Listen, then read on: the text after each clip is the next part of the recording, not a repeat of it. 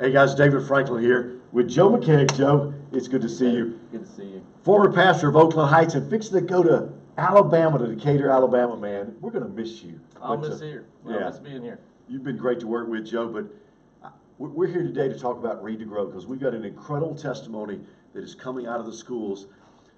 Not long ago, Cloverleaf Elementary School called me and said, "Hey David, you said y'all might be able to help with some other stuff," and I said, "Yeah, what's the situation there?" And said, "Well, I've got a dad that's got custody of the kids, a 4th grade daughter and his 6th grade son, and they don't have any food and some other things." And so I said, "Well, see if the guy will let me call him." And I called him and talking with him, and kind of a crazy thing. Joe, you know this. He's got custody of the kids. Yeah. Ended up in Bartow County to get away from the drug culture.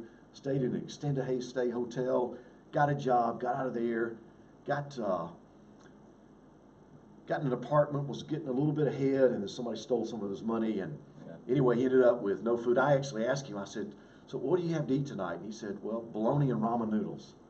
And but I asked the address, and the address was right next to your church. And I called you, man. So pick the story up with a phone call when you were in Florida. Yeah, I was in Boca Raton when you called, and so got in touch with this gentleman and had someone from our church go by and take him some food that night.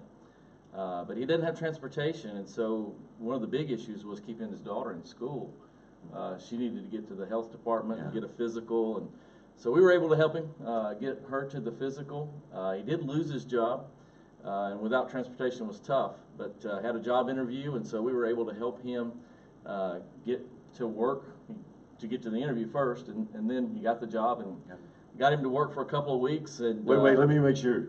Guys, catch that. Y'all actually drove him to church. Yeah, I mean, to work. work. Yeah. To work. Yeah, he lived right by the church, and so he could walk over to church, but we took him to work for a couple of weeks, and then he was able to get a ride with someone he worked with that was just coming by, so they would pick him up. Got him some food, which was a blessing to be able to help out with the family. We were right at Thanksgiving when all that went down, and so had the privilege of having him and his kids over to our house for Thanksgiving lunch. Which is awesome. Yeah, it was great. You know, Joe, it's not just about giving somebody a box of food and sharing Jesus with them. A guy that doesn't have transportation, how can he get to and from work? And here's a guy that's got custody of his kids. Yeah. And y'all got him in a place now that he's better than he's been in a long time. Yeah, that's one of the things he shared with me. I drove him to work several times, and he would share with me on the ride to work that just his mental attitude and the way he felt about himself and his family was much improved. And we just had a great time fellowshipping together and hanging out. And so we've been together quite a bit, and he's doing much better now, has a steady job, back on his feet, continuing to develop and grow. And it's just a great opportunity to minister to somebody in our community in a very real and intangible way. And guys, I'm telling you, because of you and Read to Grow, this is the kind of stuff. And hope you'll listen to the other testimony from Bill Klein, because this is 2 families that, because of Read to Grow, we've been able to see not be homeless, which is crazy.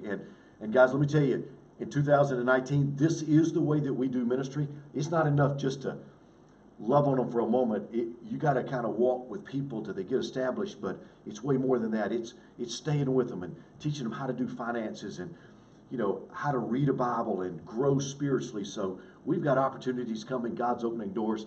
But I just wanted to say thank you, folks, Read to Grow, for what you're doing. It's opened doors. And Joe, thank you for you and Oakland Heights and what y'all have done.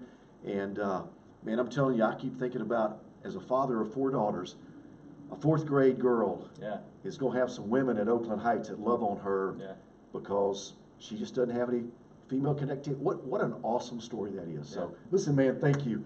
God bless you. And we're going to miss you, man. We're going to miss you. I will in miss Alabama. Bartow County. Well, you've been great for Bartow County. And folks, thank you for what you're doing in Read to Grow.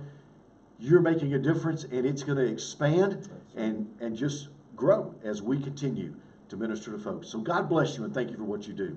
Amen.